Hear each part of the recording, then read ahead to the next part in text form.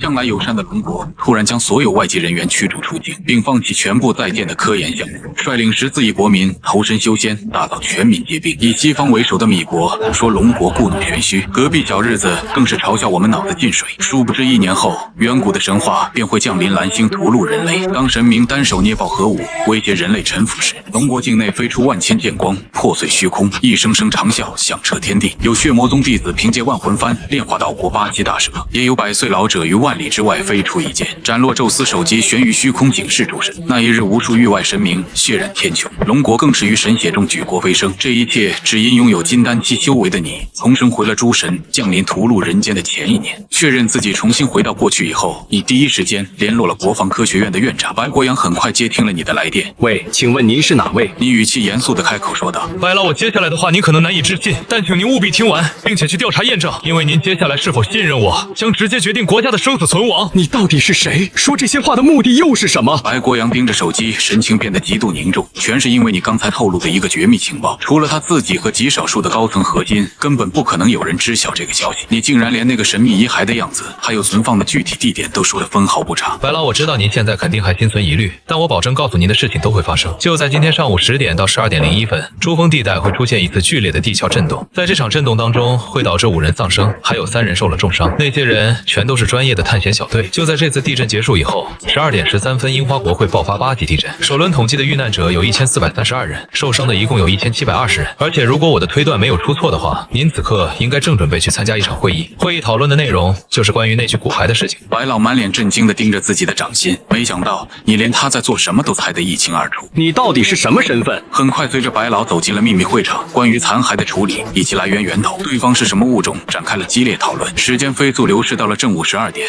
白老时不时低头查看手表，一副魂不守舍的样子，瞬间就引起了周围众人的注意。抱歉，我刚才在思考一件极其诡异的事情。刚才有人给我打了个神秘电话，说是12点01分之后，珠峰附近会发生一次地震，甚至连具体的伤亡人数都报了出来。那听起来倒是挺荒唐的。白老的话瞬间让严肃的众人笑出了声，能够预知未来的事情，这种人岂不是成仙成神了？时间不知不觉走到了12点50分，白老询问身后的助手小刘：“那边有什么最新的消息吗？”旁白小刘摇了摇头：“截至目前为止，并没有收到任何地震的消息。”看来确实是我考虑太多了。得知并没有发生地震后，白老长长的松了一口气。看来你之前的那些话多半是瞎猜的。然而就在下一秒钟，小刘满脸惊恐地把平板电脑递到他手中。白老，看，就在刚才不久的时间，12点01分，珠峰真的发生了地震，造成5人死亡，3人受伤，而且那些人都自称是探险队。不仅如此，就在12点13分，樱花国爆发了8级强烈地震，第一波统计死亡人数与你所说的数量分毫不差。半个钟头以后，刺耳的刹车声打破了校园的宁静，数十辆黑色越野车从路边风驰电掣而来，整齐地停在龙科大学的大门口。车上瞬间下来几10名精干的特遣人员，每一个都身穿西装，神情肃穆庄重，立刻将学校周围地带封锁。一位穿着军装的女官从轿车中走出来，她的目光扫向四周，宛如一柄凌厉的军刀，整个人散发着冷冽的气息。你看着带队的柳如烟等人，那种熟悉的亲切感油然而生。咱们出发吧，白老他们应该已经等不及了。经过长达半个小时的飞速行驶，你们很快抵达了国防科技研究院的会议室内。你到底是什么底细？究竟来自哪里？面对白老的审视，你没有任何的闪躲。龙国子民零落，我从未来穿越回来。听到你亲口道出身份，在座的众位已经无法保持淡定，一个个全都站起身来，神情显得极其激动。你说你来自未来的世界，有什么实质性的证据能证明吗？你转头看向那名男子，语气平缓地开口说道：“王淼，核心科研团队成员，在距离你心脏下方1寸的位置有一道疤痕，那是你研究新型武器时意外留下的勋章。建华隶属于龙国冲锋团一团，在前线的战斗中获得过1等功勋，因为脚踝受了重伤，由于发现科技天赋出色，现在转到后方钻研尖端科技。”随着你将众人的绝密信息全部公开，大家终于相信你是来自未来。既然你掌握未来的走向，那未来的情况到底怎么样了？未来的全人类都战败了，人类文明彻底烟消云散。我们龙国虽然是坚挺到最后的国家，但面对那些神灵一般的恐怖怪物，我们终究还是无力回天。你不断讲述着未来发生的种种惨烈，原本坚毅的眼神也逐渐变得伤感。整体的情况我都已经了解了，所以你接下来的打算是什么？你深吸一口气，调整状态，等的就是这决定命运的一刻。龙国预备役全部转为现役状态，并且在向全国各地建立百所修仙大学，不分性别，只要岁数低于12岁的小孩皆可报名，特殊体质的人员可以另行录用。修仙必须从娃娃抓起。在众人惊愕不已的目光注视下，你将自己筹建修仙院校以及招揽全国民众进入大学修行的意见原原本本地说了出来。见众人都露出一副古怪的表情盯着自己，你对着一旁的建华说道：“建华少将，你应该随身佩戴着武器吧？请首长准许让他对我开火。”听到这话，满座的众人无不愣在当场。统帅看向你的眼神变得更加凝重起来。你简直是疯了！对我开火！对我开火！建华朝着统帅投去请示的目光，见统帅点头默许，他也没再犹豫，将枪口对准你的衣领就是一枪。沉闷的枪响回荡在屋内，你只是轻轻抬起手，轻而易举就将子弹抓在了指尖。这怎么可能？竟然真的有人能用肉手接子弹？这就是我跟你们所说的修仙。你将子弹轻轻放在了办公桌上方，统帅点了点头，随后动作缓慢地站起身来，一股如泰山压顶般的气势猛然散发。林洛，从今天开始起，我任命你为龙国战斗最高总指挥，全国上下会全力配合你建造修仙大学。你还需要什么物资要求，尽管向国家提出来，只要是龙国能给予的，都会全力支持。非我龙国的子民，从今日起全部遣返送回原籍，哪怕手里握着绿卡的也一视同仁。你清晰记得，在灾难降临后的几个月里，那些打着爱国旗号的外籍人做了什么？仗着背后有他们自己的国家撑腰，在当地组织起了一个庞大的邪恶势力，暴乱和烧杀抢掠无恶不作。随着场面再次陷入了一片沉寂，统帅问出了一个众人最关心的核心问题：林指挥官，你打算将大学建造在哪些地方？你缓步走向大厅前方，来到了龙国的战略地图前。修仙大学的首选地点，我想好了几个，首先便是泰山、华山、峨眉山、庐山，还有黄山。前是因为防御准备不够充分，在起初阶段轻视了那些怪物，导致后面那些自称神明的家伙在苏醒后变得越发难以抵抗。既然这次上天让我重活一世，我发誓这次绝不会重蹈覆辙。你要让那些贪婪的异族知道，犯我龙国者虽远必诛。会议结束的时候，时间已经到了凌晨1点。就在全体民众还沉浸在睡梦之际，几十辆军用卡车缓缓驶入市区，一排排全副武装的士兵跟在其后方。几乎在同一时间，这种清退行动在龙国境内各处发生。一场铁腕遣送大扫除正式开始了。第二天清晨一早，龙国强行遣返外籍人员的消息瞬间引爆了各大海外平台，各种质疑和谩骂的声音不断传出。关于特警强行扣押外国友人的舆论在网络上漫天飞舞，甚至众人都怀疑龙国是在作战前动员。而龙国的国内频道也插播了一条重磅的紧急新闻：为了响应国家的号召，现今在全国各地建造100所修仙大学，并向全国人民广泛征召修行人员。12岁及以下的孩童拥有优先录取权。新闻播报一出，整个国家瞬间陷入震惊。无数人听着电视里和广播里的话，简直不敢相信自己的耳朵。这到底是怎么一回事？修仙大学，国家这是出了什么大事了？怎么突然开始搞起修仙这种玄学？国家向全民众发布修仙的信息，直接冲上了各个社交软件的热搜第一，引起了全民范围的激烈讨论。这条消息以极快的速度席卷全球，鹰将、樱花国还有北熊国等网友在得知这一惊人消息后，顿时露出不屑一顾的嘲讽语气。修仙？看来这些龙国人脑子是坏掉了吧？这种虚假的东西，他们居然也信！先是遣返我们的侨民，现在又发布什么离谱的修仙？我看龙国离完蛋已经不远了。这时候，留学在外的龙国同胞见自己的祖国被这样恶意嘲讽，一个个开始拍案反击。我巍巍龙国拥有整整5000年的文明历史，其中蕴含的能量，哪里是你们这些只会剽窃他国文化的家伙能想象的？再见吧，我要回国去修仙了。与此同时，在龙国最高战斗基地里，你感受着体内不断提升的力量，嘴角露出了一丝微笑。这一晚，你整夜没有合眼，疯狂吞服聚灵丹进行冲刺。你的修为已经从筑基初期突破到了筑基4层，成功晋级到了筑基中期的境界。随后，你将一份特殊的名单交到柳如烟手中。如烟，让你把你宿舍里那3个损友也带过来修仙。说完，不等柳如烟做出反应，你直接将一柄灵气长剑祭出，双脚稳稳踏在剑身之上。在他一脸呆滞的目光注视下，御剑飞行，朝着100米的高空疾驰而去。我刚才到底看到了什么神迹？你居然站在一把会发光的剑上飞走了！龙国最高作战指挥室内，你一进门就看到眼前坐着的那群元勋，一张张熟悉的面孔，让你眼里不禁有些湿润。上一世正是靠着他们的艰辛付出，龙国才有能坚持到最后的资本。这就是我要跟你们隆重介绍的新任指挥官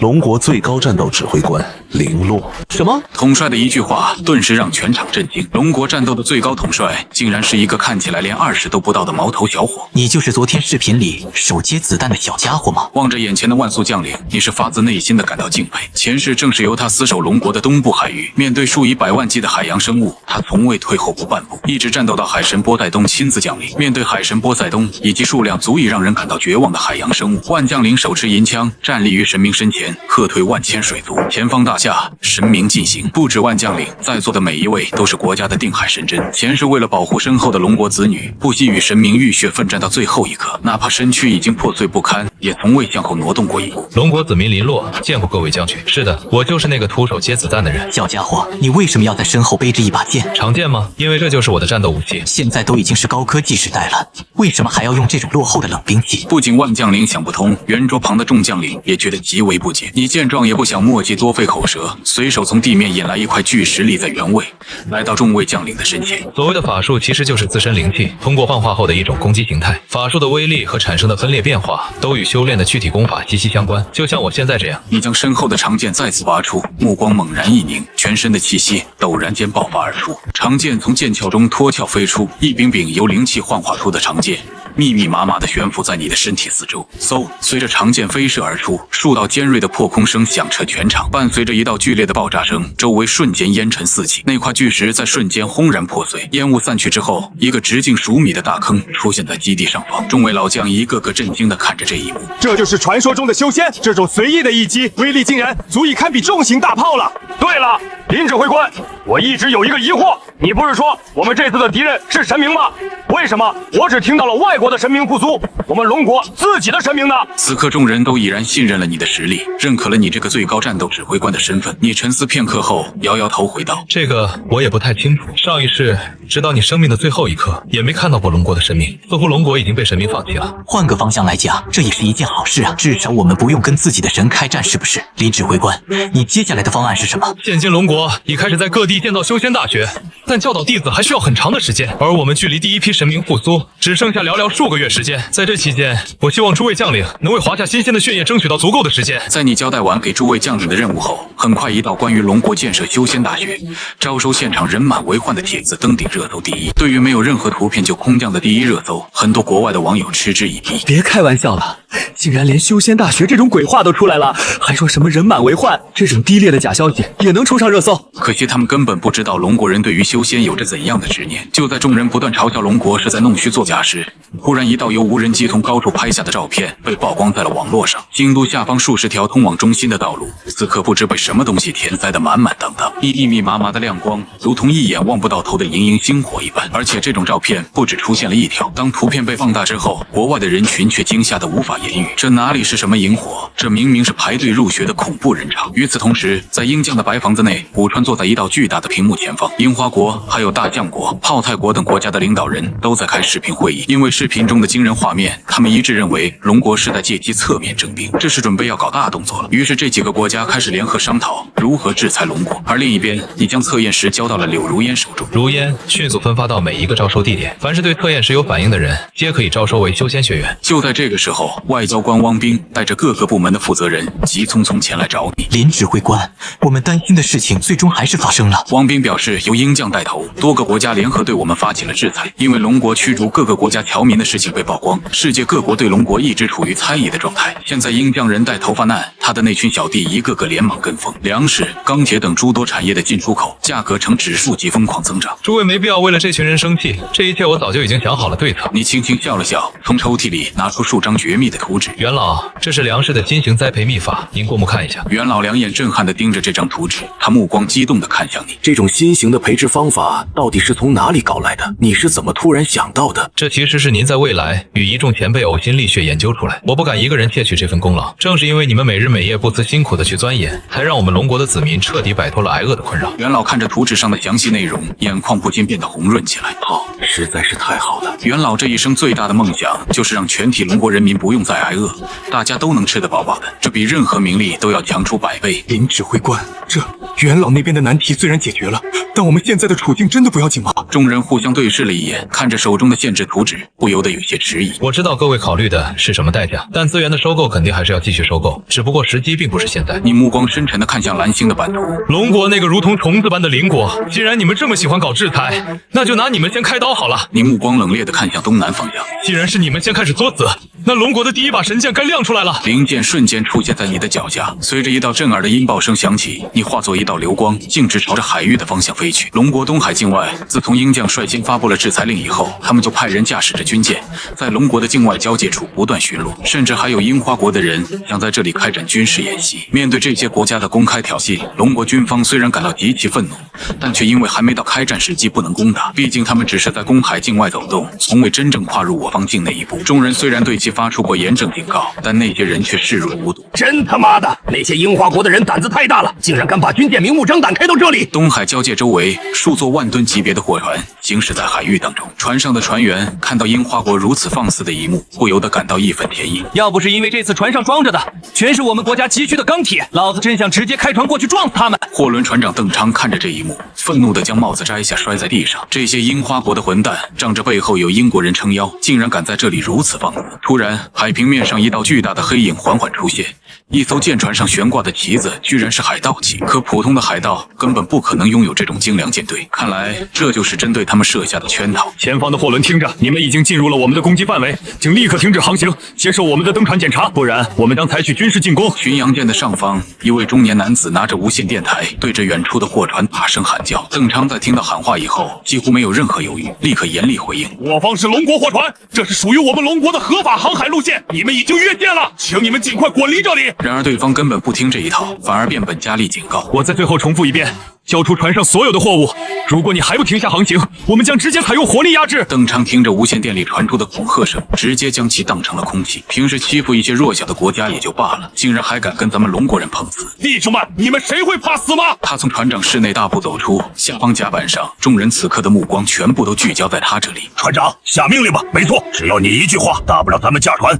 跟他们直接拼个你死我活。一群小鬼子，居然还敢抢到咱们头上来！好，不愧是我带出来的船员！邓昌爽朗的放声大笑，目光死死地盯着远处，朝着他们这边合围驶来的舰艇，他回到驾驶室，调转了航行方向，速度丝毫不减，直接朝着敌舰冲了过去。八嘎，那群龙国人一定是疯了，他们居然想要跟咱们对撞！快，鱼雷给我全部装填上去，所有炮台也给我全部打开，绝不能让对方真的撞上来。船长室内，中年男子哭板和真看到这一幕后，大声喊道：快撤离！众人都知道，这种速度冲撞上军舰，舰体绝对扛不住这种冲击。长官，距离就剩2公里了。巴嘎雅路，这些龙国人真的欺人太甚了！哭板和真狠狠地拍打着操控台，对着众人就要下令正式开火。就在他准备按下开火按钮的时候，国内的老大上川库当居然打来了紧急电话，命令他必须立刻撤回来。妈的，这些龙国人绝对是疯了！樱花国总统大楼内，上川库当听着耳边刺耳响起的警报，就在刚才不久，他竟然接收到了导弹锁定他办公府邸的危险信号。如果舰船还不撤回来，估计他立马就要被炸成碎片。巡洋舰内，库板和真听到总统府被锁定的消息，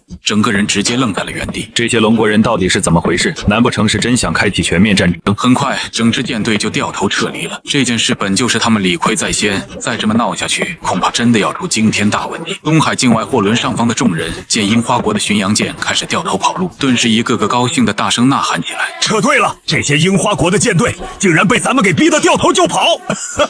然而，还没走多远的樱花国舰船却被一人截停。只见截停舰船的男子穿着一件月白色的古朴道袍，脸上戴着一副黑色面具，正稳稳站立于长舰上方，冷冷注视着他们。巡洋舰内，在看到来人竟然是一个人后，哭板和真整个人的世界观顿时遭受冲击。这个人怎么可能会飞？难不成这世间真的有超人存在？你踏舰停留在半空，目光俯视着下方的船舱，开口：这里是龙国的交通海域，你们这些海盗以为这地方是想来就来，想走就能走的吗？此刻你的修为已然达到了金丹境界，一言一行之间，对这些普通人来说，宛如天幕降临一般。庞大的威压感充斥着整座海域，船舱里的众人被这股无形压力顿时压倒在地上，呼吸变得极其困难。快！把攻击系统全部给我打开，瞄准那个家伙，给我直接开火！一时间，巡洋舰还有驱逐舰上方的防御系统全部开启，清脆的机枪声和炮火声顿时炸响开来，漆黑的枪口喷射出耀眼的火舌，高速旋转的子弹疯狂向你飞来，你目光骤然一凝，灵剑瞬间横立在你的胸前，澎湃的灵气从你的体内汹涌而出，万千道剑鸣声随之传出，在你的周身以及头顶上方，凭空出现了数千道恐怖的剑气。这一刻，周围空间仿佛陷入静止，时间也宛如按下了减速键一般，子弹和炮弹以极缓的速度从你身边擦过，灵剑独有的尖锐剑鸣声传遍海空，剧烈的爆炸声在海域上空不断响起。下一秒，整个船舱瞬间被破开了一个巨大窟窿，刺耳的剑鸣声不断回响，深深震彻在每一个人的脑海当中。这一刻，驱逐舰上所有的武器设备全部被轰得粉碎，剧烈的爆炸声在东海境外连环响出，海面上方2道巨大的火光冲天而起，恐怖的气浪传导至所有人的身侧。龙国货轮船长邓昌此刻依然顾不得一旁被气浪掀翻的昂贵设备，他瞳孔震惊地看着眼前的景象，樱花国的舰队彻底炸了。老王，你刚才到底看清了没？仙人，那肯定是我们龙国的仙人降临了。我的天，刚才那些竟然都是真的，那是剑吗？还是什么神兵利器？竟然连这种钢铁军舰都挡不住！我之前好像听人说过，国家正在搞什么修仙大学，该不会是真的吧？此时你站立于灵舰之上，目光冷冷扫描着海面，在确认无一人生还之后，你的目光朝着樱花国的岛屿方向看去。听说你们这群人很喜欢玩制裁那一套，那么今天就让你自己玩个够！伴随一道震天的音爆声炸响，你的身形化作一道白色流光，径直朝着樱花国的首都方向飞去。这一刻，整个樱花国的防御措施瞬间陷入沸腾。樱花国首府之内，上川库当刚刚接到紧急消息，有不明飞行物体正以10马赫的速度朝他们国家首都冲过来，而且已经突破了第1道防线。什么？竟然是冲着我来的！上川库当猛然间一怔，直接从椅子上惊跳而起。10马赫的速度，那不就只有可能是洲际导弹了吗？一瞬间，上川库当感到浑身汗毛炸立。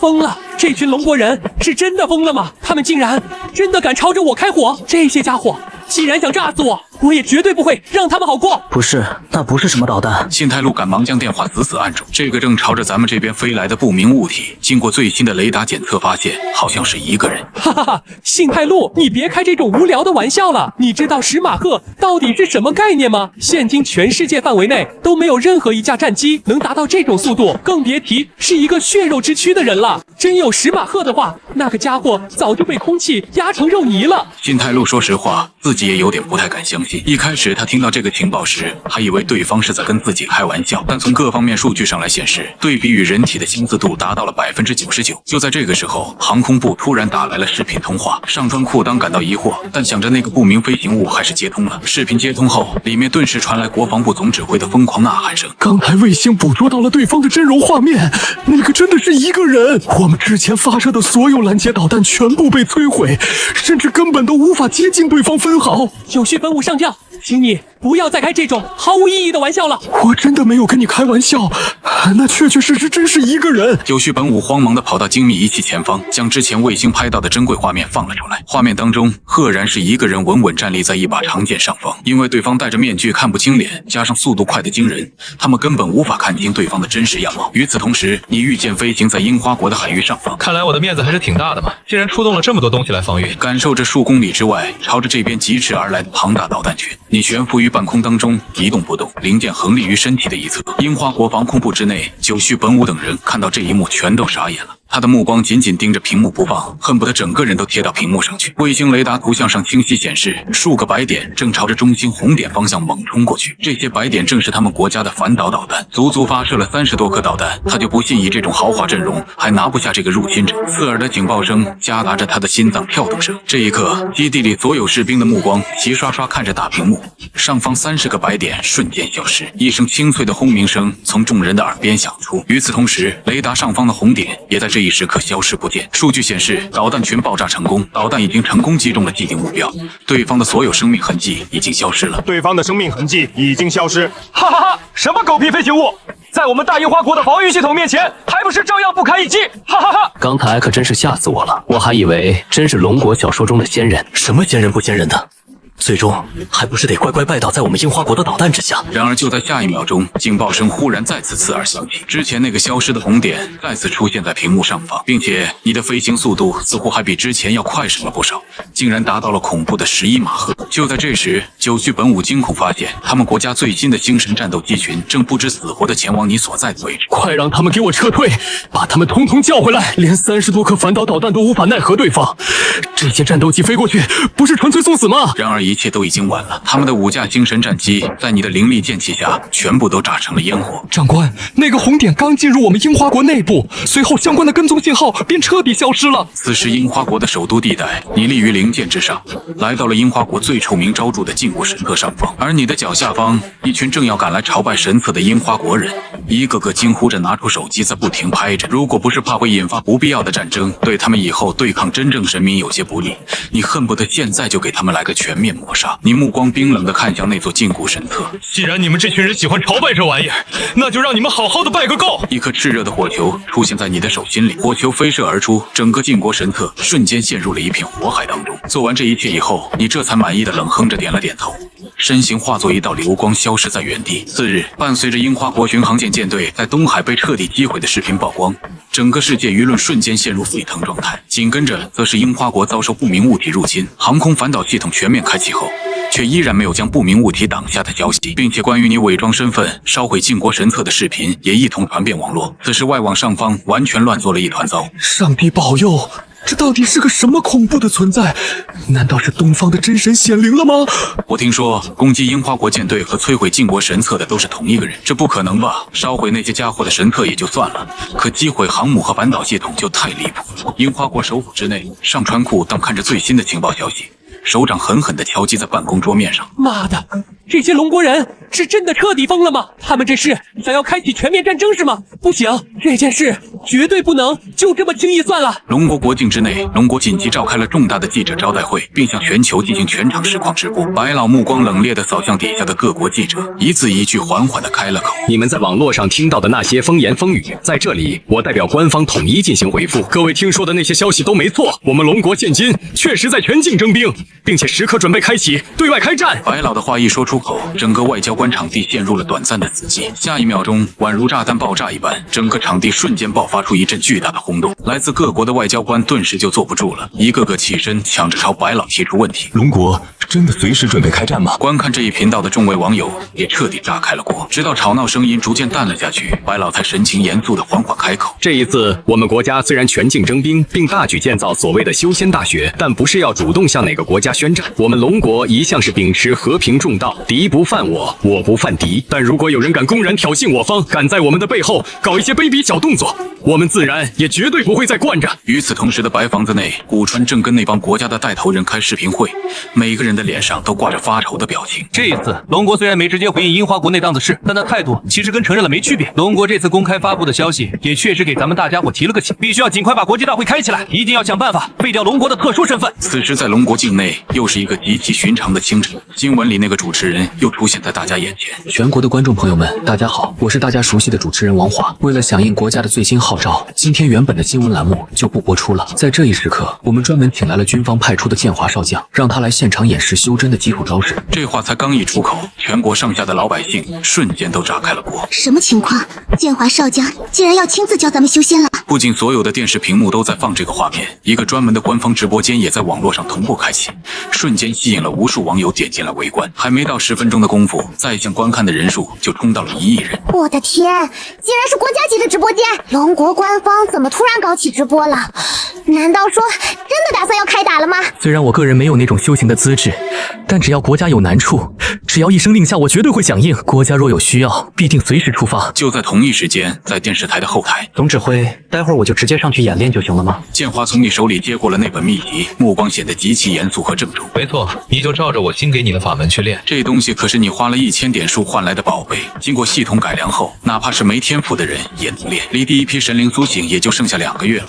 你必须抓紧培养出一批厉害的修士才行。而且光靠前线的将士去抵挡还远远不够，你要让全龙国的民众都能学会修行。片刻之后，一个穿着军装的男子站在了镜头中间。全国的观众朋友们，大家好，先请允许我做一个简单的自我介绍。我叫建华，是一名职业军人。经过高层的研究讨论，决定为了应对未来可能出现的麻烦，同时也为了增强国民的身体素质，我现在就在这里传授一套引气法门，旨在全面提高大家的基本体质，请各位一定要认真揣摩学习。说完，建华向后倒退了几步，猛地发出一声断喝，一群肉眼可见的气浪瞬间炸开，甚至震得直播器材都跟着摇晃起来。要不是工作人员眼疾手快，这设备差点就当场报废飞出去了。建华本身就是天生的修行体质，即便现在还没觉醒，也是万中无一的奇才。他将来也会成为第一所修仙大学华山学院的重要授课导师。我的天，刚才发生了什么事？那是传说中的真气吗？刚才那段波纹我绝对没有看错，少将仅仅是喊了一嗓子，竟然产生了这么大的物理动静。我就说国家怎么可能拿这种事开玩笑？就在大家还没缓过神的时候，更加不可思议的景象出现了。此时的建华就像是站在风暴中心的奇人，举手投足之间竟然有淡淡的云雾在缠绕，甚至能清晰地观察到周围有星星点点的光芒正往他身体里钻。看到这神迹的一刹那，屏幕前的所有人都像是变成了石像，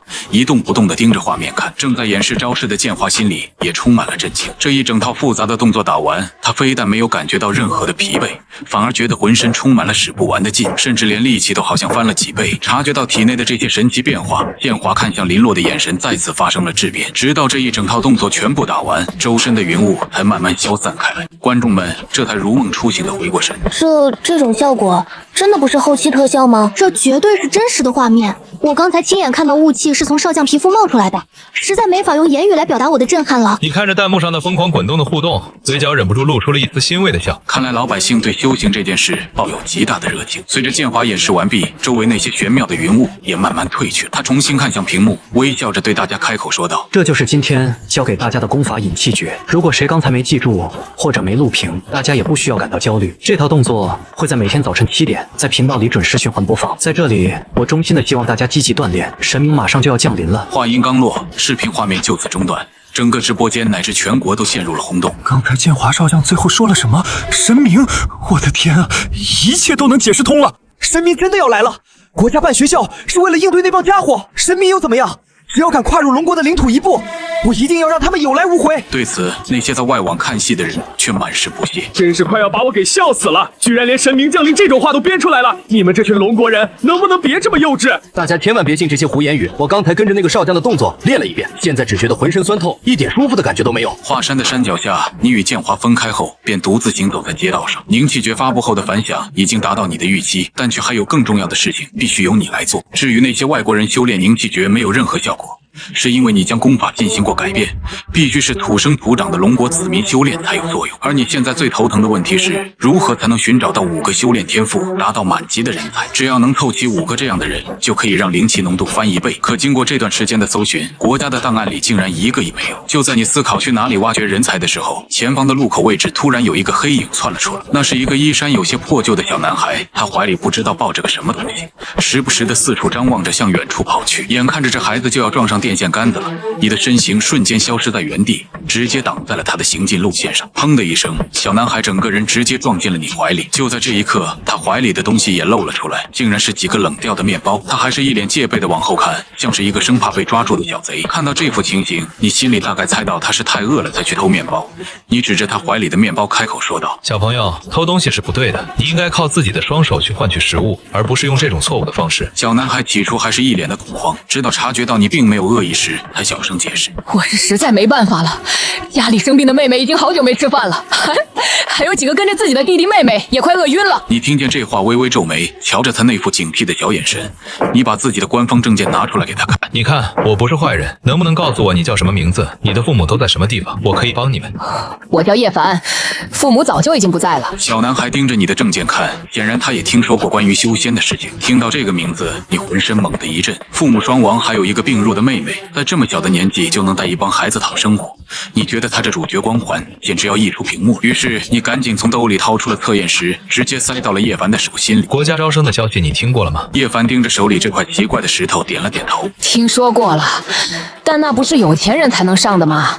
我们这种穷孩子根本没那个钱。谁告诉你只有富人能报名的？就在你话还没说完的时候，一股极其璀璨的光芒猛地从测验石的内部爆发而出，在那道亮光的映照下，天上的太阳都显得暗淡了不少。你满脸震惊地盯着叶凡看，居然是满级10级的天赋。看着那块发疯一样亮着的石头，你一时间觉得这非常不真实。你愿不愿意拜我为师？我会毫无保留地教你本事，而且保证你吃喝不愁，有地方住。管吃管住，老师，我愿意。但碍于还有小徒弟在场，你好不好意思显摆？我刚才听你说，似乎还有妹妹和其他伙伴，他们现在都躲在什么地方？很快，你就跟着叶凡进到了一座老公园里。随着他的一声响亮口哨，7个跟他年纪差不多的小豆丁屁颠屁颠的从远处跑到了你跟前。叶凡哥哥，这个大哥哥是谁啊？一帮孩子眨巴着眼睛看着你，都在好奇的打量着你。简单的打过招呼以后，林凡领着你去找他那个生病的妹妹。在一处游乐设施的阴影里，躺着一个长相精致的少女，她穿着一身蓝色的裙子，还有一头浅金色的头发。看到这少女的一瞬间，你的神情变得极其凝重，连忙来到她的身边。竟然还能有这么奇怪的事情！你慢慢的收回了右手，目光震惊的打量着眼前的少女。姓名：清雪修为，凡人，体质冰凤圣级。这个小家伙竟然靠自己就把体质解开了。你从兜里掏出了测验石，轻轻放置在少女的手心里。下一秒钟，刺眼的光芒再次爆发出来，她也是满级10级的天赋。放心吧，你妹妹肯定不会有事的。论公论私，你都不可能放掉这么个天才，尤其是在修行这条道路上，天才就是一切。你手掌一翻，拿出一颗回春丹。回春丹拿出来的那一刻，整座公园里瞬间充满了浓郁的药香。把丹药给她喂下去以后，感受到清雪体内的能量逐渐平稳，你这才长长的松了一口气。你目光越过叶凡，看向身后的众人，一个不切实际的念头从脑海里冒出来：这帮孩子该不会也全是满级天赋吧？回春丹吞下去没过多久，清雪的眼皮就缓缓地睁开了，她有些疑惑地看向周围。哥哥，清雪，你醒了，真是太好了，多谢老师。清雪一脸疑惑，不仅是她，旁边的一群小豆丁也全懵了。经过叶凡一番耐心的解释后，这群小家伙才知道你的真实身份。一听说能不再挨饿，还能保护别人，一个个争先恐后的要拜你当老师。你看向这群热情的孩子，重新把测验石拿了出来。不急不急，大家排好队，一个一个来，先测验一下。片刻之后，在你怀疑人生的目光中，最后一个孩子检测完毕。直到这时，你才终于回过神来，这群孩子竟然全都是满级天赋。一时间，你甚至以为是测验石坏掉了，赶忙换了一个重新测了一遍，然而结果还是完全一样，全都是那种最顶级的满级天赋。足足9个满级天赋的弟子，当他们全都宣布拜你为师的那一刻，整个龙国领土的灵气猛地提升了1倍。你感受着周围洋溢着的充沛灵气，内心感到极其震撼。这个小家伙简直就是我命里的福星啊！与此同时，在华山修仙大学的大门口外，白老和统帅等人都站在山脚下，仰头看着眼前这座宏伟的建筑，震惊的下巴都快掉在地上。老杨，你说这东西林指挥官是怎么变出来的？统帅走上前去，轻轻抚摸着周围的建筑墙面，他实在想不通这种规模是怎么造出来的，只能用仙法来形容了。他们之前已经带人参观过内部了，里面蕴含的各种奇观，他们都理解不了。比如那个不需要支撑就能直接浮在半空中的石头，而且内部的空间竟然比外围还要大几倍。就华山内部这么个地方，竟然能容纳下数万名的学生。他们之前还一直都在担忧，山下的学生要是过了测验没地方住，现在看来完全是他们想的太多了。再来双倍的人也完全住得下，可能这就是咱们林指挥官的过人之处吧。统帅和白老，还有各位将领，你们怎么全都过来了？就在众人还在惊叹的时候，你已经带着叶凡这群孩子御剑飞了回来。那位万将领看到从天空中抬着飞剑而来的你们，震惊的眼珠子都快凸出来了。不仅是他一个人，在场的所有将领全都瞪大了双眼看着这一幕。哪怕是早就听白老说过关于你御剑飞行的那件事，可现场亲眼看到，还是感觉极其震撼。相比于这些大呼小叫的人，白老和施宏宇就显得淡定多了。林指挥官，你这是跑哪儿去了？这群孩子到底是……建华走上前去，盯着你身后躺着的那群小豆丁，不知道为什么，他从这群孩子体内感受到了不一样的气息。各位将军，这些是我偶然收下的9个弟子，我来给大家互相介绍一下吧。这是叶凡、清雪、骆红一、石天、林日、陈平、陈安、古方、月圆，而且他们每一个人都是最顶级的10级天赋。说什么？全都是10级天赋？众人听了这话，感到无比震惊。之前他们也听说了，你一直在寻找10级天赋的人才，为此他们还专门留意了一下。然而这几天观察下来，竟然一个满级天赋的都没发现，甚至连8级天赋的都没见到几个。你这一出手就带回来9个满级天台，大家怎么可能不吃惊？最关键的一点是，这些名字为什么听起来总感觉耳熟？行了，我们这些老家伙就不多留了，大家还有很多正事要办，我们就先撤了。统帅迈着沉稳的步子朝山线走去，随着统帅的离开，各位将领也一个接一个跟了下去。军中还有无数的杂事等着他们去办。之前预备役转正，就给这帮老将军添了数不清的活，再加上你给出的那份布防图，以及他们自己还得挤时间修炼，大家伙几乎连休息的时间都没有。能专程跑来这里一趟，也全都是托了统帅的福气。离神明复苏只剩下最后2个月，他们这些当长辈的肯定要为后代守好这大好江山。目送他们彻底离开之后，你带着这群小豆丁来到一个露天教室，周围环绕着小溪，烟雾缭绕，看起来就像是仙境里的学堂。因为灵气翻倍的缘故，像这种档次的教室，学校里面几乎到处都是。既然你们都已经拜我为师了，有些规矩和东西，我还是要再跟你们强调一下，比如以后上课的各种纪律。还没等你说出那些课堂要求，底下的叶凡等人早就坐了位置，看着一个个安静坐在位置上的小脸，你一时间愣住了。看来这些小家伙确实比你想象中要懂事得多。接下来你先是给了每个人一份专属的功法，然后便正式开启了第1天的授课。与此同时，在华山修仙大学的内部，你目光震惊地看着眼前已经进入冥想状态的那9个人。从你正式开始教课到现在，也不过才过去了几个小时而已。与此同时，在全球联合议会的会场里，一场针对龙国的会议正式召开，以鹰将为首，众多国家对龙国遣返外籍人员以及试图挑起战争的事情开启了问责。预备役全员转正，还要驱逐我们国家的侨民，你们龙国到底想要干什么？难不成是真的想开战吗？我需要龙国方面给一个合理的解释，并且给出相应的赔偿方案，不然我国就要实施经济制裁了。龙国的外交官王斌面对众人的指责，始终保持着端庄的姿态，直到最后他们都说累了，王斌才缓缓拧开了自己的矿泉水瓶，不紧慢地喝了一小口润嗓子。英国和樱花国的代表见状，一个个气得简直快要炸了。史密斯动作缓慢地站起身，从桌上拿出了一封密封文件，直接扔到了王斌的面前。这是目前联合会议超过3/4国家的共同决定。龙国因为涉及危害全球安全，已经严重违背了联合的宗旨。现在投票废除你们的大国席位。我表示同意。这个位置他们国家可是想破脑袋也想挤进去的，如果能趁机把龙国踢出去，他们就有机会能够取而代之。我们也表示同意。后面漂亮国的小弟们接二连三的全跳出来了。北熊国的代表并没有参与投票，始终保持着一种沉默的态度，直到最后一个国家的投票结束，反对的票数竟然达到了惊人的49比1。好，既然大家都已经同意了，那么现在我代表联合宣布废除龙国。请问你说完了吗？王斌突然开口打断，眼神里充斥着无上的威严，就像是一尊不可侵犯的神像。王斌的目光傲视着全场诸国，好似那种睥睨天下的姿态，俯视着在座的所有人。我们把诸位想的实在是太好了，我们原以为你们会遵守基本的外交礼节，所以现在我必须表明我们立场。我现在就在这讲一句话，你们根本没资格在龙国的面前说。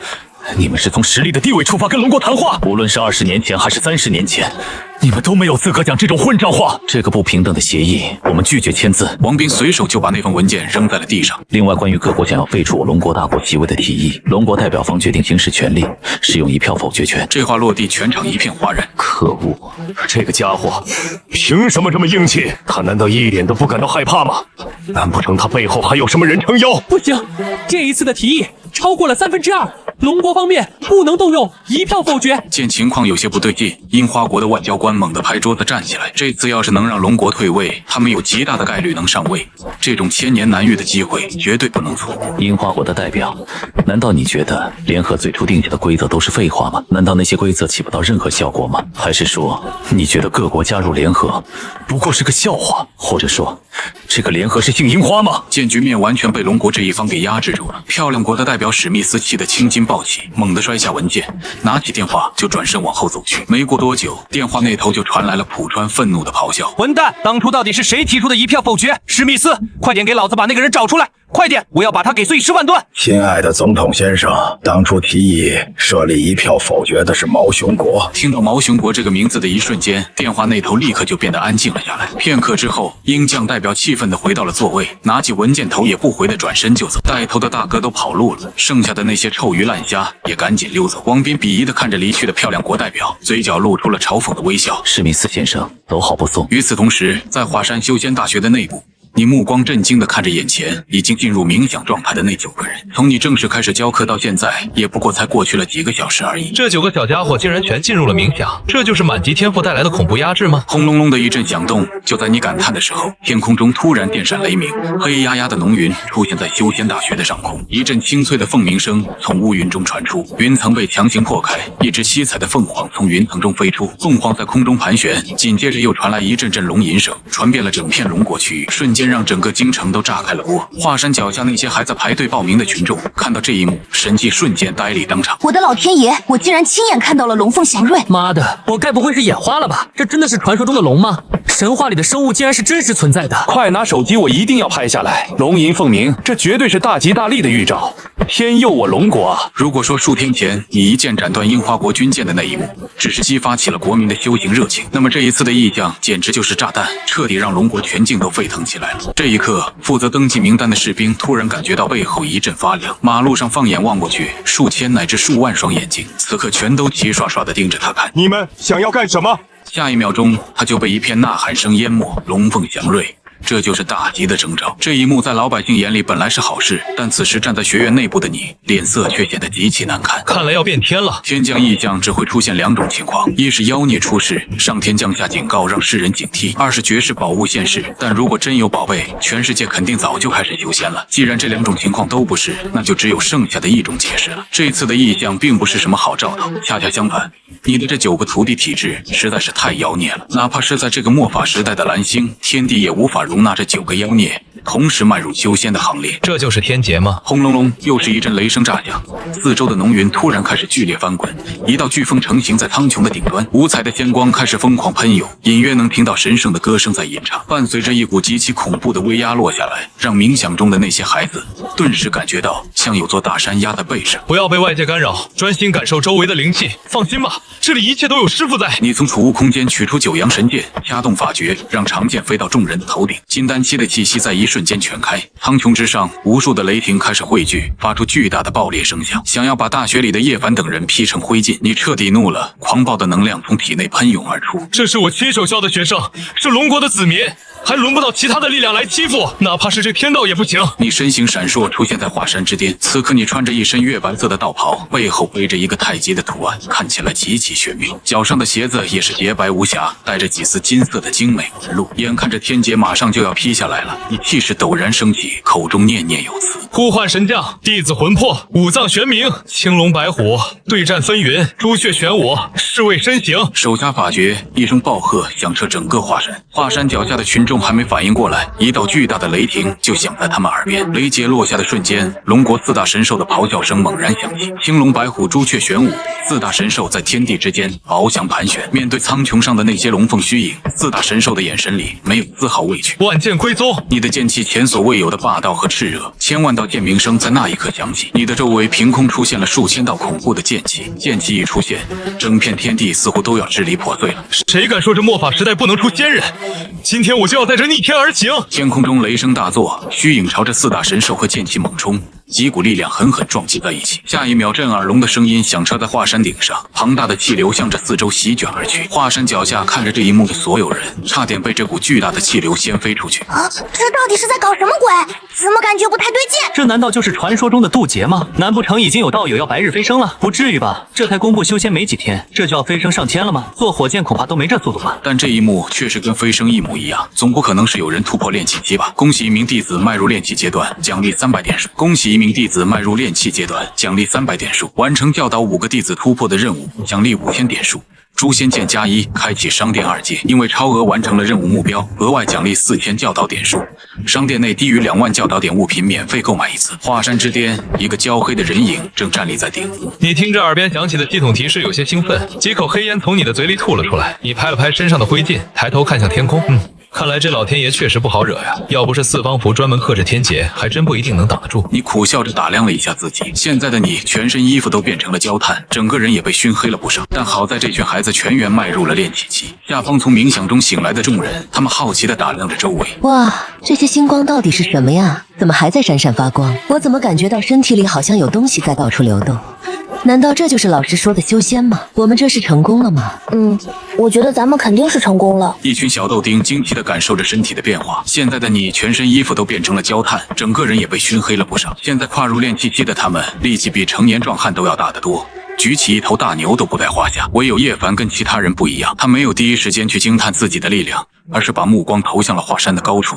那个像焦炭一样的人影，刚才的一幕他其实全都看在眼里，是老师牺牲自己替他们挡了天劫，大家才能够顺利突破，这份功劳全都要归功于老师。这一刻，你在他心中的地位又拔高了不少。没过多久，换了一身新衣服的你出现在教室里，见孩子们一个个好奇的围了上来，你关心的询问道：“大家伙都没事吧？有没有感觉哪里不舒服？”老师，你这是怎么了？怎么感觉你黑了这么多呀？对啊，老师你怎么突然变黑了？我知道了，老师刚才肯定是在玩爆竹，不小心炸到自己了吧？这是咱们几个人之间的小秘密，可千万别告诉其他人。等大家都惊叹完之后，你开始教导众人如何平复体内的气息以及后续的修行路线。正当你准备兑换聚灵丹的时候，一旁的洛红衣来到你的身边。老师，你之前不是说只要我们突破了，就把那个闪亮亮的好宝贝送给我们吗？洛红衣这话一出口，所有人的目光全齐刷刷盯着你看，就连叶凡眼神里也透着浓浓的期待感。天杀的，果然还是糊弄不过去啊！你从空间里取出九阳神剑，悬浮在大家伙的身体周围。这次任务圆满完成，你也获得了一把新的神兵。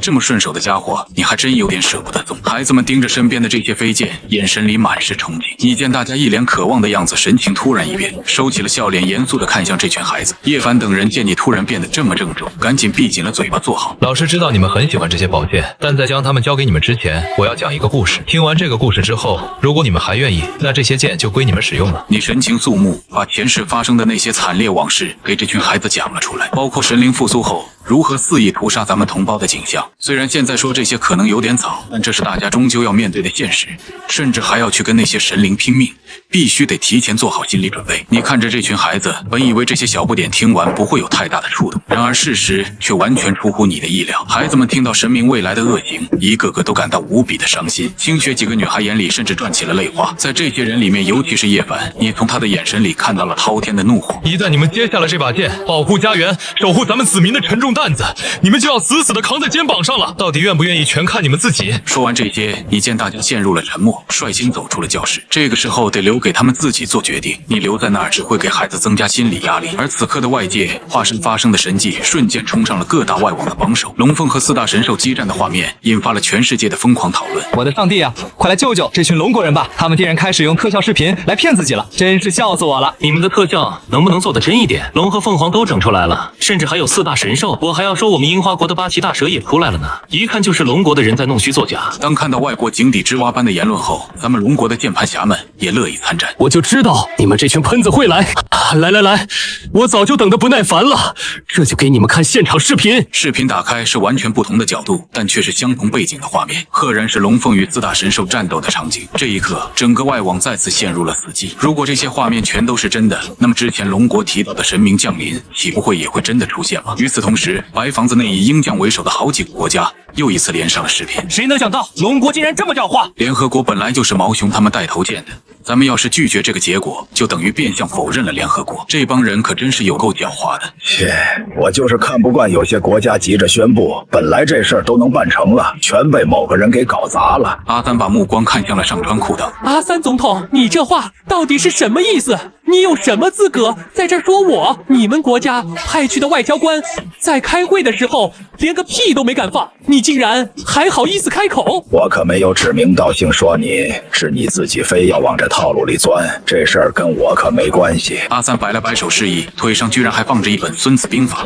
行了，我把你们连在一起，难道是让你们来这儿吵架的吗？赶紧想办法出个主意！你们到底知不知道现在的情况？浦川抬起手掌挥了挥手，把华山发生的景象传到了大屏幕上。这帮国家领导人看着画面，先是感到非常震惊，但很快就露出了不屑的表情。全是因为这画面看着太假了，这种事情怎么可能在现实里发生？龙不是只存在于传说中的生物吗？看看你们现在这副样，我告诉你们，这些画面全都是真实的，不是什么特效，也不是什么投影技术，是实打实在龙国境内发生的。你们难道不知道这种场景在龙国代表着什么吗？龙凤呈祥，鸿运齐天。能当上领导的人，这些词的意思还能当听不懂吗？但这事儿也太不符合科学了吧？对呀，就算是真的，这种景象该怎么去解释？难不成这世上真的有龙吗？如果这景象是真的，那龙国之前提到的神明难道也是真的？虽然不知道龙国从哪搞来的消息，哪怕不是神明复苏，不久之后肯定也会出大事。想想最近这段时间，你们那边肯定也出了不少怪事吧？比如多了一些有特异功能的人类。从这些人的表情上就能看出来，十有八九是被他说中了。有些事情现在不好挑明了说，但要是再这么放任，龙国以后会变成什么样子，自然也就不用我多废话了。这些日子以来，他们国家确实也出了不少怪事，出现了一个个有奇特能力的人。虽然现在看起来还很弱小，仅仅比普通人强那么一点点，但这也是一个危险的信号。你们龙国不是在搞修仙吗？那在修仙的人群当中混进去几个有特异功能的人，也是很正常的事情吧。在龙国最高领导的办公室内，统帅正和白老坐在一起，看着大屏幕上的画面感叹：看来咱们确实是上了岁数，已经快要跟不上时代前进的步伐了。统帅随手把视频给关掉了，这一幕确实显得太不可思议。修仙就已经够让人吃惊的了，现在连龙凤和远古四大神兽都出来了，这个世界好像已经彻底偏离了轨道。但这件事情的发生，不也正好证明了林指挥官之前说的话是对的吗？那些所谓的远古神明，他们好像真的存在着。统帅站起身，慢慢的走到了窗户边上，看着外面一片繁荣的景象，他的心境像磐石一样坚定，他绝对不会让那些神明把老祖宗开创的龙国给毁了。老杨，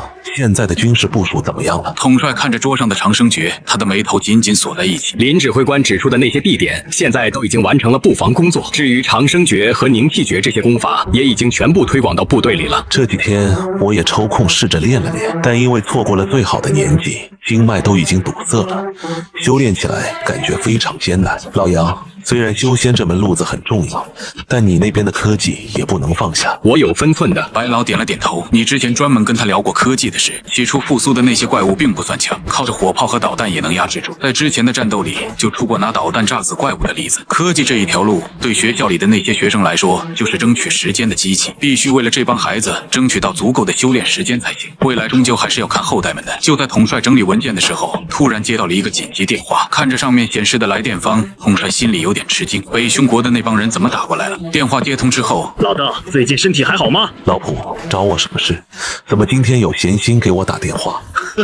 这不是最近有点想你了，咱们确实很久没见面了，打电话过来给你问个好。哟，你这个大忙人还有空问好？你们那边的事情搞定了吗？还需要咱们提供帮助吗？统帅满脸都是不信的表情。那件事儿现在并不算急，属于咱们的东西永远是咱们的，收不回来那是早晚的事儿。老大，其实实话跟你说，这次打电话过来还有别的目的。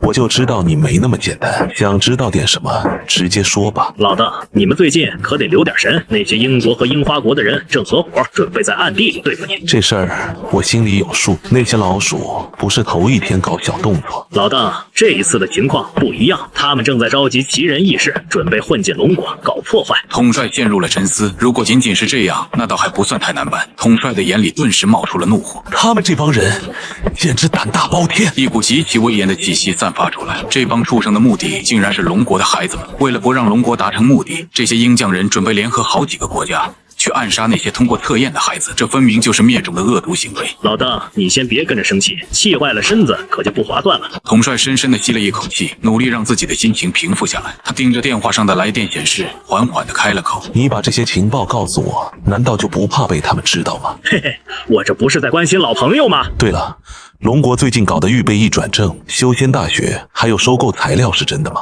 我看这才是你打电话的真目的吧。统帅思考了片刻后说：你听到的都没错，我们确实是在这么安排。我的天哪，老大，你该不会是玩真的吧？你搞全面备战是准备跟谁打架？是鹰将还是樱花国？现在可都是核武器的时代，一不小心整个人类可就都要没了。用你们龙国的一句老话来说，你可千万要三思而行啊！你就不用再劝我了，我们这条路不可能再回头。另外，我们搞备战也不是准备跟哪个国家开战。老大，你该不会是在跟我开玩笑吧？神明这种东西真的存在吗？该说的我都已经跟你说了，至于你最后信不信，那就全看你自己怎么想了。说完，统帅就挂断了电话。老邓的性格他再清楚不过了，如果没有拿得出手的证据，绝不可能做出这种损害国力的事情。再加上最近发生的那件大事，一个人提着剑就毁了樱花国的整支舰队，还杀进了人家老家，烧了那座臭名昭著的神册。虽然卫星没拍到那人的长相，龙国官方也死活不承认是他们干的，但聪明人一眼就能看出来，那个人肯定就是龙国的人。难道龙国真的唤醒了神明吗？就把他的助理给叫过来。老大，咱们真的要这么做吗？竟然要归还龙国300万平方里的领土，为了国民，他也必须得赌这一次才行。要是赌输了，那可就全盘皆输了。就在华山那帮孩子突破仪式后，小豆丁们也没有辜负你的期望，一个个挺起胸膛，拿起了飞剑，背负起了咱们龙国的未来。北熊国归还领土的交接仪式，在网上也引起了不小的轰动，就连你也没预料到这一幕。这些日子，你在军营和学校2个地方来回跑，问了统帅才知道具体情况。北熊国是真的相信了统帅的话，这是在主动向咱们龙国示好。虽然能收回领土是件大好事，但领土面积一下子变大了，也就变相增加了防御的难度。在龙国原本的版图面积上，又要加上整整300万平方公里。对于自家领土的这种执念，龙国比世界上任何一个国家都要看得重。此时在龙国最高战斗指挥室内，你坐在椅子上感到非常头疼，盯着眼前的战略布置图发愁。你这是怎么了？难道又是熬通宵了？柳如烟的声音从门外传了进来，她端着一杯热咖啡慢慢走了进来。这段时间你为国家出的力，她其实全都看在眼里，加上之前你传给她的那套功法，她修炼之后修为也成功突破到了炼气期，到现在她已经完全认可了你的统帅地位。还行吧，主要是觉得头疼，那帮鹰匠人到底把杀手藏哪儿？你随手接过咖啡，翻看着手里的各种资料。自从知道英国人联合其他国家偷偷派人潜伏进了龙国境内，你就一直在寻找这些人的踪迹。如果这些人全都是冲着你来的，那倒还不算难办。可恨的是，他们的目标竟然全都是些孩子。这是你绝对无法容忍的底线。要不是现在还没到开战时机，怕导致以后的局势变得复杂，你恨不得现在就冲进白宫，给那个普川狠狠来上一剑。你的射火功法练到第几层了？敢不敢跟我练练手？你把手里的资料放了下来，目光看向了正前方。柳如烟在功法的洗礼之下，她整个人的气势发生了巨大变化，原本的黑头发也变成了火红色，飘动在脑后，气质看起来非常妖艳。这进度确实超出了你的想象。自然没理由拒绝你的约战，他早就想跟你认真打一场了。这段时间实力升到了炼气中期，他的手早就已经痒得不行了。总听别人说你的实力特别强，但到底有多厉害，他还没亲身体验过。很快你们2个就来到了演武场，你要和柳如烟切磋的消息也在基地里传开了。在练武场的中央，柳如烟拿着一根训练用的木剑，指着你缓缓开口：林指挥官可得小心了。放马过来吧。你拿出木剑，单手背后站在那里。你们手里拿的这些训练器材都是你从商店里批发回来的，这东西不贵，而且非常结实耐造。最关键的一点就是便宜，一把这样的木剑只要10个点数。基地里的那些官兵们基本上每人都配发了一把。只见柳如烟的眼里闪过一道寒光，全身的肌肉都绷得紧紧的，猛地向前踏出了一大步。修为达到炼气中期之后，他的移动速度提升了好几倍，几乎是一眨眼的功夫，他就冲到了你的身边，木剑对着你的正面直接刺了过来。你并没有急着躲闪，而是转动剑锋，就像是提前预判了一样，划过一道流光，稳稳地挡住了对方的攻击。这速度！柳如烟的眼里闪过惊讶，身形迅速往后退了好几步。面对你这个变态怪物，看来我必须得拿出真本事了。赤火功法在柳如烟体内运转起来，一股热浪瞬间席卷了整个演武场。周围看热闹的士兵只感到热气扑面，不停地用手扇着风。面对柳如烟各种攻击，你躲闪得非常轻松。现在的你比起之前那会儿，实力又提升了很多。以前你的修为不过是金丹初期2层的水平，但现在你已经踏入了金丹中期，战斗力迎来了翻天覆地的变化。你躲闪的游刃有余，却让围观的人都捏了一把汗。柳如烟的攻势变得越来越快，甚至木剑上都带上了一层火光，把空气都震荡出了红色的残影。周围的气温一下子升得老高，演武场的地面在2人的对冲下已经开始出现了崩裂的痕迹。你猛地甩动木剑，像龙卷风一样封锁了四面八方，一缕缕火焰向四周散射，直接洞穿了地面，压迫的周围看热闹的人连呼吸都变得急促起来。难道这已经练到中层了吗？面对这种景象，你的眼里闪过一丝惊讶，但围观的人此刻都不敢大喘气，静静地盯着场子最中间。那里的柳如烟整个人呆住了，她手里现在空空如也，那把木剑已经被你抢走了。过了好半晌，大家才终于回过神来，现场顿时爆发出一阵阵喝彩声。速度确实还算不错，可惜在力度上还稍微差了一点。说实话，你到底是什么境界了？为什么我连你的边儿都摸不着一下？接过木剑后，柳如烟有些幽怨地看着你。这一仗打完以后，她心里就只剩下憋屈2个字，感觉从头到尾一直都在你的掌控之中。这种感觉确实不好受。就在这时，一道手机提示声突然从你口袋内响出，是白老发来的，里面只有5个字：有急事速来。研究室是真的出大事了。你表情严肃地收起手机，这段时间白老从来没发过这种信息。这是给你的助击单，我看你离炼气后期也不远了，你就先拿走备用吧。你从兜里掏出一颗丹药，拍在柳如烟的手心里之后，你直接祭出了诛仙剑，化作一道白光冲向了天际。在龙国核心科研大楼的外面，你稳稳地从空中降落下来，还没等把气息喘匀，前面的大门就猛地打开了。白老急匆匆地从里面跑了出来。这半个多月的修行下来，白老现在的精气神全变了，明显能看出来他的气色好了很多，身体也变得非常硬朗，原本弯着的腰现在也挺直了。白老，您这是出什么事了？怎么跑得这么慌张？这可一点都不像您的风格。林指挥官，你快点跟我进来瞧瞧，咱们挖出来一具非常奇怪的躯体。还没等你开口多问，白老就拉着你往实验室里走。你们两个走进实验室内部，白老立刻按下了墙上的防卫开关，一道道厚重的合金大门降了下来，周围响起了刺耳的警报声。看到这阵仗，你也意识到情况肯定不对劲。一路上遇到的那些实验人员，脸上全都是兴奋和惊喜的表情。你走在实验室的走廊里，跟着白老进了电梯，很快就来到了最核心的实验室。电梯门一打开，映入眼帘的都是各种高端设备。在前面不远的地方，一个接近100米高的巨大仪器瞬间吸引了你的目光。那仪器像是一个巨大的透明罐子，里面泡着防止腐烂的特殊药水，还在不停地冒着气泡。罐子的周围，一大群穿着白大褂的人拿着文件，正在那不停地调试着什么。林指挥，这具尸体是我们之前在北方防线上挖战壕的时候发现的。白老掏出一个遥控器按了一下，罐子里的全貌瞬间展示出来。那是一个体型极其庞大的怪物，足足有上百米那么高，身躯几乎快要顶到罐子的顶端，光靠肉眼去看就能感觉到它的骨骼密度非常高，绝对不是咱们星球上的生物。本来这事儿我是不打算惊动你的，但就在刚才那会儿，我们竟然发现这具尸体里传出了生命迹象。生命迹象？没错，绝对没看错。根据我们的初步估算，这具尸体起码死了有数亿年了。可就在刚才不久，我们居然再次检测到了生命波动。白老激动地在那点头，神情显得非常亢奋。已经死了几亿年的尸体，现在居然能重新产生活跃度。这种事情完全违背了科学常理，这个重大的发现彻底颠覆了人类的生物学知识。一具埋进土里几亿年的残骸，挖出来没放多久，居然又开始复活跃。如果能研究清楚这尸体复活的原因，或许对全人类来说都是一次进化，一次来自生命本质的进化。相对于白老的狂喜，你现在的表情却变得极其凝重。白老，这具尸体到底是几天前挖出来的？大概是3天之前。白老仔细回忆了一下，他满脸兴奋地转过头看你，见你脸色阴沉，忍不住纳闷地问：指挥官，你这是怎么了？已经是3天前了吗？你慢慢地往前走了几步，抬头仰望着前面那个巨大的躯体。实验室的强光照在那躯体上面，散发出一种极其诡异的光泽。这一刻，实验室里的气氛变得特别压抑。前面那些讨论数据的专家们也都感觉到了这种反常的变化，纷纷将目光朝这边看了过来。白老，您知道这具身体生前是什么生物吗？面对你这个问题，白老自然也是回答不上来。他挠了挠头，翻着手里的资料。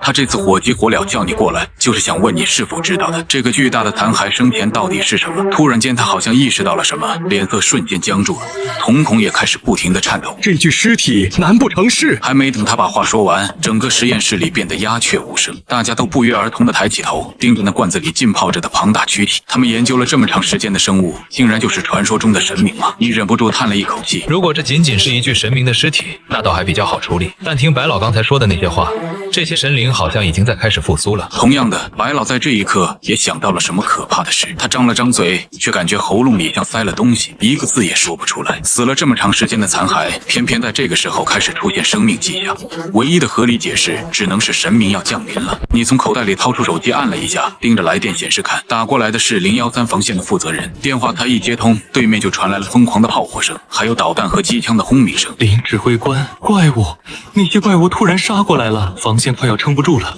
快点派人来支援。手机信号突然间就彻底中断了，实验室里再一次陷入了死寂。白老又按了几下接听键，听筒里传出来的只有信号丢失的声音。与此同时，在013防线的阵地上，刘将军正气急败坏地拍打手机。这该死的信号怎么偏偏在关键时刻出毛病？刘将军此时满脸都是尘土和硝烟，后面的帐篷门口，一个小兵急匆匆地跑了进来。报告长官，第1道防线已经被冲破了，那些怪物正往第2道防线扑过来。怎么可能？第1道防线怎么会垮得这么快？刘将军的眼里充满了了震惊。按照他的战术估算，有这种炮火力的压制，哪怕杀不死那帮怪物，第一道防线起码也能扛半小时。怎么可能这会儿就被打穿了？小兵回忆起刚才那一幕，眼神里还能看出当时的惨烈状况。尽管如此，他的眼神里依然透着一股倔劲。长官，阵地本来确实能守住，甚至咱们都快要把他们打回去了。但刚才在那些怪物中间，突然出现了一个拿红长矛的男人，一瞬间，咱们炮台全被他毁了。听到这两个字，刘将军赶紧翻开这半个月以来你给大家整理出来的神明画册。他记得之前见过一个神灵的武器，就是一杆长矛。翻书的声音在帐篷里不断响着。突然间，一张图片死死吸引了他的目光，他的手指停了下来。刘将军的瞳孔在那一刻剧烈颤抖。竟然真的是他！怎么会是他出现在这里？刘将军有些颓然地站在桌子前面，盯着资料上那个充满杀气的男人。